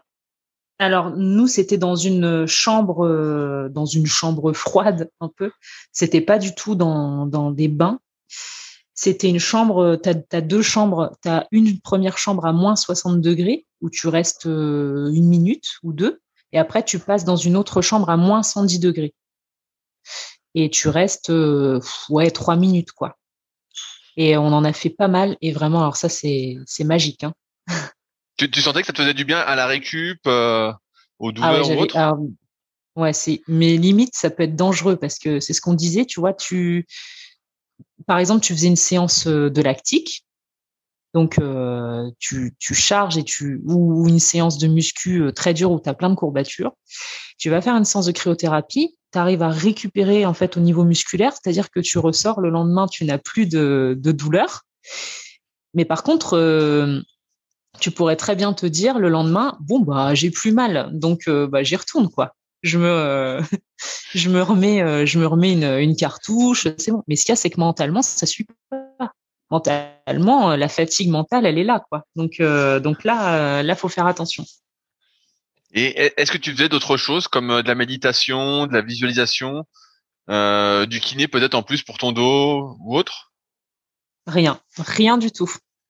Non, Ok. après, en fait, ce qui se passe, c'est que le dos, vu que je me suis gérée toute seule, bah, tu vois, j'avais besoin de personne. En fait, j'ai pris conscience de mon corps et j'ai appris à bien me connaître. Et du coup, j'ai réussi à pallier à ces problèmes seule. Alors, si, il y a quand même un élément qui a été essentiel aussi, c'est ma prépa mentale. Armel Favre au Krebs, qui m'a suivi pendant longtemps et qui a mis le doigt en fait sur des choses qui me bloquaient mentalement. Et c'était quelque chose que tu faisais très régulièrement, ces séances de préparation mentale? Oui, j'y allais peut-être une fois par semaine. Je la voyais une fois par semaine. Parce que là, tu étais encore à Nancy? Oui, ouais. Ah oui, je suis restée à Nancy de 2008 à 2017. Ok. Ben, c'est intéressant ce que tu dis sur la préparation mentale parce que ça contraste un peu avec tous ceux que j'ai interviewés jusque-là, qui y allaient mais plus par intermittence. Et toi, chaque semaine. Et donc, Ouais, après chaque semaine, enfin après ça pouvait être ouais, enfin après je me souviens plus exactement, tu vois, de la. Je sais qu'à un moment donné, j'en ai eu besoin toutes les semaines, tu vois. Mais après, ça peut être une fois par mois, plutôt une fois par mois, peut-être de temps en temps. C'était après les jeux, c'était une fois par semaine, je pense. Mais avant, ouais, c'était peut-être un peu plus espacé. Mais enfin pour moi, c'est ça aussi qui m'a permis de revenir au haut niveau pour débloquer des choses parce que ben on voit que le physique, il peut être là, mais quand ça bloque au niveau psy, ben voilà quoi. Si ça bloque, ça bloque. Hein. est-ce que tu te sentais mieux dans les vagues après? Alors écoute, c'est vrai que je me dis, je vais peut-être la recontacter pour revoir ce point parce que non, non, j'étais non, mais au niveau de la stabilité, j'aurais peut-être dû essayer de débloquer quelque chose à ce niveau-là parce que là, non, je pense, que c'est toujours bloqué. Euh, dans quel bateau tu naviguais au fait? À ton avis? Bah, j'allais dire que t'es comme toutes les filles en plastex. Ah non. C'était Non, en élo. non, ne dis pas que toutes les filles sont en plastex parce que je sais que Léa Jamelot, c'est Nelo enfin, c'est plus Cinco maintenant. Moi, j'étais en Nelo Cinco. Ok, t'es dans Nelo Cinco. Ok, et tu préférais justement le Nelo Cinco que les plastex? J'ai jamais navigué en plastex. Je peux même pas te dire, j'ai jamais essayé plastex. Ok. Si ça se trouve, c'est la clé pour les vagues, tu vois. Et qu'est-ce qui a fait que alors que t'es directement allé chez Nelo, c'est qu'au club où tu t'entraînais, il y avait ça? En fait, quand je suis passée, quand j'étais cadette 1 et que alors je remonte, hein, du coup, je fais un flashback en arrière. Quand j'étais cadette 1, je suis médaillée au championnat de France de vitesse et je me souviens que Michel, pour la saison cadette 2, il avait acheté un Nelo Scorpion. Donc, c'était les premiers Nelo. Et oh, le bateau, il me faisait rêver, quoi. Magnifique et tout ça. Et en fait, il avait acheté pour moi. Et, euh, et voilà. Et du coup, j'ai navigué en Nelo très tôt. Et puis, bah, après, ça a toujours été Nelo. Ok. Et au niveau de la pagaie, en quoi tu étais? Alors, j'ai pagayé en Bradshaw, je suis passée en Jantex et je suis repassée en Bradshaw. Alors ça c'est pareil. Qu'est-ce que t'avais comme bras de chat? Parce que ça me paraît original aussi pour une fille. J'avais une Bradshaw. Putain, non, mais attends, je me souviens plus de mon modèle de pagaie. Non, mais ça, c'est la honte, quoi. C'est T'avais- un peu la même forme que la Jantex. Je crois que c'est la Bradshaw 9, 10. Oh, je sais plus. Je pourrais pas t'aider, je connais pas bien les pagaies bras de chat. Ah non, j'aurais dû me préparer, tu vois, j'aurais dû regarder ma Bradshaw. Mais pour te dire depuis combien de temps j'ai pas navigué aussi, hein, donc voilà. Oui, Donc je je ne sais pense. plus, mais c'est un peu la même pagaie que la Gamma, la Jantex Gamma. C'est un peu la même forme, mais j'étais repassée en Bradshaw parce que bah c'est la même forme, hein, c'est pratiquement pareil. Tu te souviens peut-être pas alors en combien tu l'as réglé et quelle taille c'était? J'étais en 2,13 et demi. Ok, bah c'est assez grand parce que ce que j'ai vu c'est que tu fais 1m68. Oui, Ah donc t'as été ouais, pas. mais j'avais des grands bras, j'ai des grands bras, des grands bras, des longs bras et j'avais des gros bras et des grosses épaules. Donc tu vois, je pouvais me permettre de tirer plus grand. Oui, bah c'est ce que j'allais te dire parce que c'est ce que je t'avais dit en te contactant, c'est que moi je t'avais vu à Gérardmer et justement j'avais trouvé que tu avais un physique assez impressionnant, surtout du haut du corps. Tu faisais vraiment balèze alors je m'étais dit putain D'accord. je m'étais dit c'est incroyable qu'en kayak et en plus je débutais tu vois ça faisait peut-être 2 mois que j'étais en surf ski débutant 56 et Mhm. je m'étais dit putain mais c'est incroyable au kayak que il y a des gens aussi musclés quoi. Ouais, et ben tu m'as pas vu à la meilleure compète. Hein. C'était Gérardmer en 2016, là où il y avait toutes les vagues. Exactement, bon, bah, voilà, le bassin était démonté. Ouais, voilà. Ah bah oui, bah, je pense que j'étais hyper à l'aise. Ouais, bah après on était loin, le public était loin, mais je crois qu'il y avait une retransmission Bon, bah, peut-être ça va, vidéo. alors. Bah, je t'ai surtout vu débarquer quoi à la fin. Ah bon Ça t'avais l'air à l'aise. Tu avais l'air à l'aise. Bon, oui, ça va, ça va. Est-ce que tu as déjà eu d'autres blessures, notamment je pense aux épaules? Après, j'ai eu une déchirure abdominale que je me suis faite en bateau. Je pense que j'avais une fragilité aussi et quand j'ai tiré, je tirais sur mes pieds et avec la sangle, c'était en équipage, ça avait craqué et j'avais eu une petite déchirure abdominale, ça je m'en souviens. C'était en 2003 et j'ai eu après des petits bobos, des espèces de petites tendinites aux épaules, mais vraiment rien de méchant. Ça a jamais été un gros problème. Vraiment, mon gros souci, ça a été le dos. Et est-ce que le dos t'a embêté jusqu'à la fin de ta carrière? Ben après, tu es obligé d'aménager, de faire en sorte. Après, j'avais le siège tournant, donc en bateau, ça allait très bien.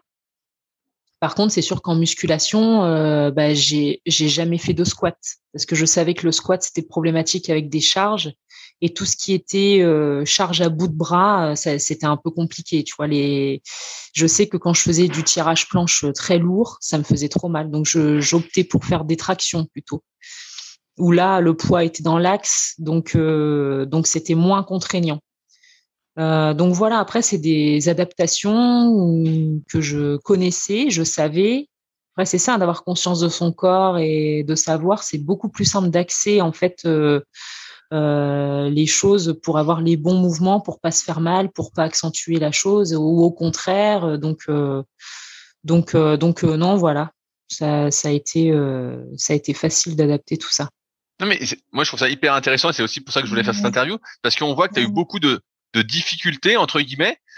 Tu as eu certaines limitations qui se sont imposées par rapport à ton dos et finalement, tu as quand même réussi à retourner à haut niveau. Et là où je veux en venir maintenant, c'est à faire les Jeux Olympiques en 2016. Ouais. Alors, Ouais. c'est quand même, moi je trouve ça super quoi comme parcours, c'est un parcours vraiment inspirant, vraiment motivant. Et donc là, je reprends notre déroulement. Donc 2015, ça se passe plutôt bien pour toi, a priori. Ça va. Bah après, en équipe de France, ça se passe bien puisque, on décroche le quota olympique. On le sait pas tout de suite, mais on le décroche. Donc une année énorme. Mais après, il restait encore une grosse étape. C'était ok, le bateau est sélectionné, mais maintenant, il faut se sélectionner pour être dans le bateau qui ira au jeu, quoi. Et justement, j'ai l'impression que ces sélections sont quand même hyper pas compliquées, mais hyper difficiles, dans le sens où tu peux qualifier le bateau, vous formez peut-être un bon quatuor, et finalement, tu peux t'en faire sortir parce que tu loupes une course. Et ouais, c'est ça en fait. Rien n'est joué. Et tu te rends compte que c'est ce jour-là où il faut être fort, quoi, parce que voilà, c'est les règles. C'est les règles du jeu. Soit t'es fort et super, tu vas au jeu. Soit ce jour-là ça va pas. Et puis tu passes pas, quoi. Et c'est là où je veux en venir, tu vois, quand je te dis qu'en équipage tu peux bien t'exprimer et que en monoplace des fois ça va pas trop, voilà, hein, t'en payes le prix, quoi. Si t'es pas fort ce jour-là, tu pars pas. Ah ouais, je trouve ça hyper difficile, alors que comme tu dis, tu peux former un bon quatuor et puis ça roule ça roule, ça glisse. Exactement. Et puis finalement tu te fais sortir parce que tu loupes une course et je me dis putain c'est difficile psychologiquement, quoi, hein, vraiment. Ah oui, ah ouais, oui, je pense à Gabi, tu vois, et voilà, enfin c'est. Ouais, voilà, ça a été très dur. Et donc pour toi, par contre, ça se passe bien ces sélections en 2016? Et alors moi, tu vois, c'est la première fois où rien ne pouvait m'arrêter, quoi. Je suis allée sur les sélections équipe de France et j'avais l'impression que rien ne pouvait j'y allais, mais tellement déterminée que pour moi, c'était pas concevable de ne pas réussir mes sélections et de ne pas aller au jeu. c'est la première fois que je ressentais ça d'ailleurs. J'ai été mais vraiment déterminée et j'ai réussi, quoi. Et donc, tu as réussi, c'est-à-dire, t'as gagné, tu as fait deuxième, Alors, troisième en sélection? Non, à chaque fois, je fais 2 fois deuxième. Voilà, à quelques centièmes à chaque fois. Donc par rapport au nombre de points, ça me classe quatrième, troisième ou quatrième, je crois. Non, troisième, je crois. Mais voilà, je fais 2 fois deuxième. Donc j'ai été régulière, mais j'ai fait des courses comme jamais. Tu vois, j'étais dans le sabot de départ et hyper, un peu de stress évidemment, mais déterminée, quoi. Et j'ai jamais fait des aussi bonnes courses en monoplace. Je me souviens que ça a été mes meilleures courses de l'année, quoi, en monoplace. Et donc, à ce moment, tu es qualifié pour les Jeux Olympiques qui ont lieu combien de temps après les sélections? On a fait nos sélections au mois de mai et les Jeux étaient en août. Ok, donc 3 mois 2 après. mois et demi après, quoi. 2 mois et demi, 3 mois après, ouais, c'est ça. Alors, les Jeux, comment c'était? Les Jeux, en termes d'expérience, c'est énorme. En plus d'être au village olympique, parce que souvent le kayak, les kayakistes ne sont pas au village, ils sont excentrés, parce que par rapport au plan d'eau, souvent les kayakistes c'est un peu excentré. Et là, on était au village olympique, donc. Et donc moi, c'était mes premiers Jeux, donc je n'ai pas, j'ai vécu ça comme une première, voilà. Mais c'est énorme, enfin, les infrastructures, le fait d'être avec tous les athlètes du monde, de toutes les disciplines, non, c'est énorme. Tout ce qui peut être construit en si peu de temps, c'est vraiment une mini-ville, c'était extraordinaire. Et puis le lieu, Rio, c'était magnifique. Par contre, c'est vrai que tu vis les choses bizarrement parce que tu profites à peine de tout ça parce que l'objectif c'est la performance. Voilà, c'est de performer. Donc, tu vas un peu avec des œillères, tu restes vraiment concentré sur ton objectif. Et après, en termes de performance sportive, là, par contre, ça a été une grosse déception. Vous finissez combien? 12e. Donc vous êtes en finale B. Finale B, ouais. En finale B au jeu, et c'était pas du tout ce qu'on voulait faire. Je pense que c'était notre niveau du moment, mais en terminant 8e au championnat du monde l'année d'avant, sachant qu'on allait retrouver les mêmes concurrentes au final, c'est une grosse déception. Et voilà, je pense qu'on a tout été déçus de notre résultat. Après, moi, je l'ai vécu vraiment comme un échec. Encore aujourd'hui, j'ai fait une dépression après les Jeux. Enfin, ça a été vraiment la cata mentalement. Parce que entre guillemets, t'avais fini 12e? Ouais, j'ai pas accepté. En fait, pour moi, ça a été un échec. Je suis restée sur un échec et du coup, ça a été très très dur mentalement. Et encore aujourd'hui, je commence à accepter le truc, mais tu vois, encore aujourd'hui, ça me traîne. Je me dis, mais ça m'embête d'être allé au jeu pour pas performer comme on aurait dû performer. Est-ce que tu as fait du mieux que tu pouvais? Après, tu donnes tout. Tu donnes tout. Après, je pense que c'est juste je sais pas, il y a pas eu peut-être cette symbiose à ce moment-là. Peut-être qu'on a manqué d'entraînement toutes les 4 ensemble. Peut-être que on n'était pas assez forte individuellement à ce moment-là. Enfin, il y a plein de questions. On peut se poser plein de questions. Après, voilà, c'était notre niveau du moment. Faut l'accepter. 12e au jeu. Voilà, c'est la perf du moment, quoi. Donc alors si tu es déçu, pourquoi as-tu pris ta retraite pas longtemps après? Alors, à Rio, c'est marrant ce que tu dis, parce qu'à Rio, là, j'étais déterminée. Je me suis dit, non, mais là, je m'arrête pas, je reprends demain, je me réentraîne, je repars et tout ça. Et puis, Romain me disait, non, mais attends, tu te calmes, tu te poses, il faut que déjà t'avales la pilule, en gros, et tu te poses, tu te recentres sur toi, tout ça, voilà. Faut pas prendre de décision comme ça à chaud. Et puis ouais, je me suis posée et tu vois, ça faisait un moment que au final j'étais kayakiste, que j'ai été en haut niveau, j'ai suivi le haut niveau, je suis retournée au haut niveau. Et puis à un moment, en tant que femme, tu as aussi d'autres envies. J'avais peut-être envie d'autres choses et puis voilà, je pense que c'était le moment d'arrêter quoi. Voilà, pour moi, j'avais 30 ans et ouais, j'avais peut-être envie d'être maman, envie d'avoir une autre vision de la vie que l'entraînement à fond tout le temps, les obligations d'entraînement, parce que quand tu es athlète de haut niveau, même si tu essayes de garder cette notion de plaisir, tu es quand même obligé de t'entraîner. Et je pense que je commençais vraiment à me lasser de ces obligations d'entraînement et que j'avais envie de faire du sport plaisir quand j'en ai envie, de décider quand j'avais envie de faire du sport, etc. Et je pense que voilà, c'est pour ça que après les Jeux, je me suis posée, j'ai réfléchi et je me suis dit, j'ai pesé le pour et le contre et voilà, j'ai eu envie de passer à autre chose. Est-ce que tu continues un peu le kayak aujourd'hui ou pas du tout? Pas du tout. Je suis pas remontée depuis 2017, je pense. Alors ça me manque, hein. Ça me manque un peu, évidemment, mais j'ai revendu mon bateau en plus à Amélie le Spol Tour. Et du coup, j'ai plus de course en ligne. Il n'y a pas de course en ligne à Marciac, donc je ne peux pas monter en course en ligne.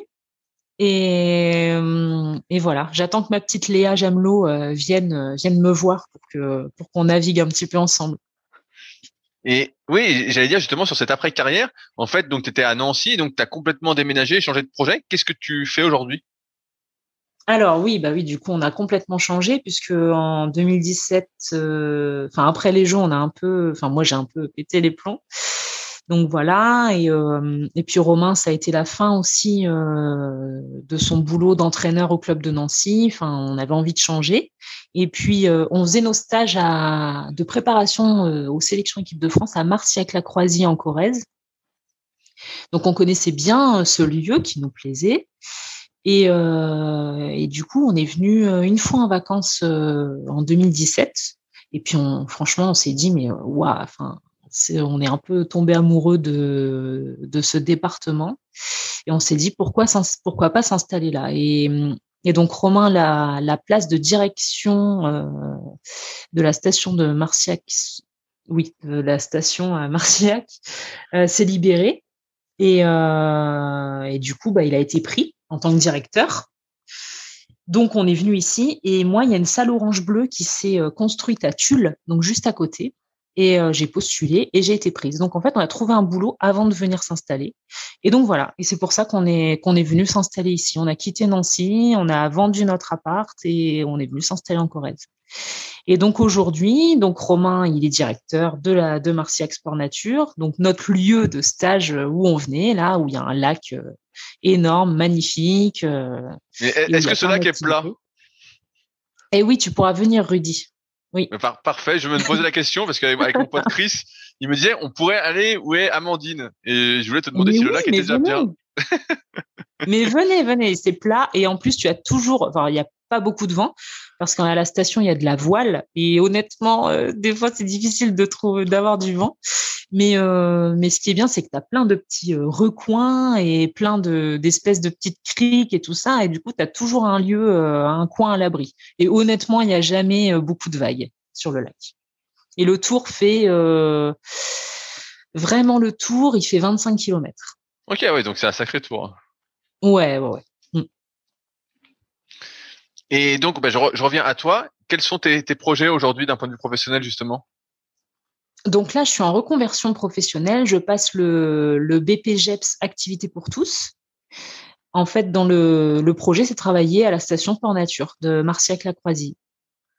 Et donc, avec mon BPGEPS Fitness, je vais développer le fitness au sein de la station. Et à côté de ça, je vais encadrer en fait toutes les activités de pleine nature. Donc ça va être la marche nordique, l'acrobranche, le canot-kayak, le paddle, la voile non, parce que je suis pas experte là-dedans, mais tout ce qui est course d'orientation, etc. Yeah, c'est toujours dans le sport donc et le sport un peu nature en plus. Oui. Voilà. Et comme je me suis mise au trail maintenant, ça me va très, très bien. Ah, tu t'es mis au trail, alors tu cours à fond.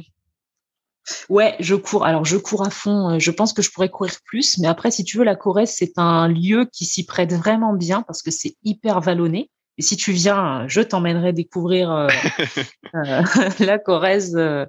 Voilà, mais c'est-à-dire que si tu fais une sortie, tu fais facilement, tu vois, moi, je fais facilement sur une sortie 300, 400 mètres de dénivelé positif. Donc, non, non, c'est hyper facile de s'entraîner. On a un terrain magique.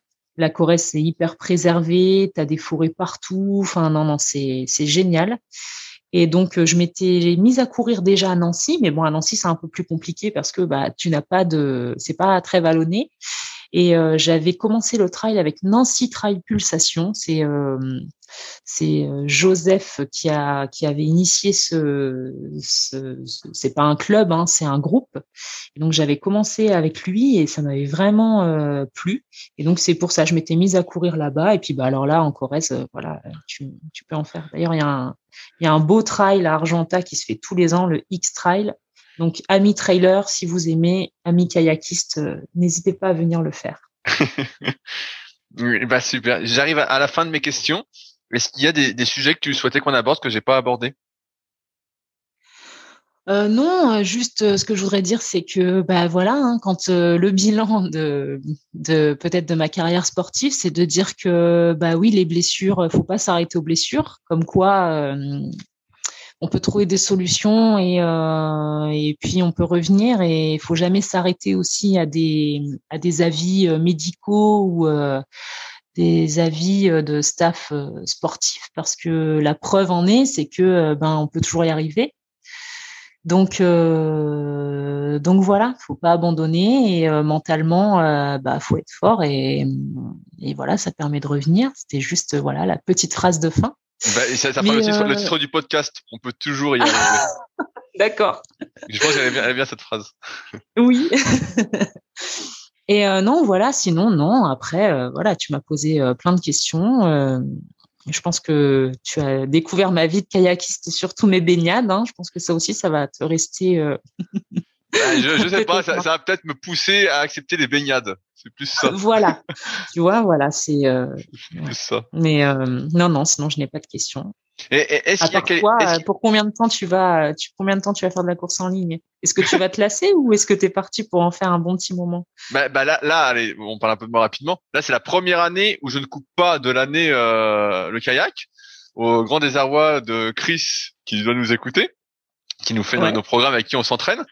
Mais bah, j'aimerais bien tenir dans le bateau en fait et pouvoir m'exprimer dans le bateau. En fait, je suis curieux de voir après 20 années d'entraînement en muscu à quelle vitesse je peux aller. En fait, je me demande qu'est-ce que ça donne finalement quand je vais être stable et que je vais pouvoir exploser. Si je peux exploser, mais comme on en a parlé en antenne, pour l'instant, il y a tout ce côté stabilité qui me désoriente un peu parce que c'est l'inverse de la musculation où en muscu, quand tu forces, tu gagnes tout pour pas te faire mal, tu bloques tout. Oui, c'est ça. Et là, mais pas est-ce que du tu as tout. de l'équipage? Non, pas encore justement. Et ben justement, ça aussi, je pense que ça va t'aider. justement, c'est en discussion pour qu'on achète un petit K2, mais il faut trouver un K2 dans lequel on tienne au début et que je coule pas tout le monde, quoi. Que je coule pas les types qui Même sont au avec pire, moi. t'en fais avec Sarah ou Yann au début et puis voilà, comme ça. Yann, si tu nous écoutes, une Voilà. invitation a été Yann, lancée. c'est un message. Yann, c'est un message parce que je l'ai interviewé juste avant toi pour info et il a dit que cet été, il serait sur le lac d'Aiguebelette avec moi. Ah bah voilà, tu as déjà tes séances programmées d'équipage, donc c'est ce qui va te faire progresser aussi en stabilité. Tu as la clé, voilà. Super. Je me permets une dernière question. Est-ce qu'il y a quelqu'un que toi, tu souhaiterais que j'interviewe pour ces podcasts? Pour le prochain podcast? Ouais, bah pour un prochain podcast, parce que j'en ai quelques-uns d'avance, mais qui aimerais-tu entendre, toi? Juste toi. Juste moi? Ouais, qui tu aimerais entendre? J'aimerais bien entendre Romain Marco, moi. Eh bah, ça tombe bien. J'y avais pensé. C'est vrai? Ah bah génial. Ouais. Super. Bah, super. Oui, j'ai des questions aussi. Comme j'ai fouillé sur toi sur le net, forcément son nom est apparu et j'ai vu pas mal de choses qui m'intéressaient, des points à aborder. Donc, okay. Super. Bah, je te recontacterai pour oui, pas de problème. pour faire avec lui. C'est cool. Super. Merci encore de ton temps. C'était cool. Mais de rien. C'était un plaisir. Super. Salut à tous. Salut. Si vous êtes encore là, c'est que l'épisode vous a plu. Dans ce cas, je vous invite grandement à m'aider à faire grandir ce podcast en mettant une note de 5 étoiles et un commentaire d'encouragement sur l'application de podcast où vous l'écoutez et plus particulièrement sur l'application podcast d'Apple. Cela m'aidera d'autant plus à accueillir les meilleurs kayakistes français grâce à la crédibilité que vous me donnerez. Enfin, vous pouvez retrouver la retranscription écrite de cet échange sur www.secretdukayak.org. En attendant, laissez glisser et à la semaine prochaine.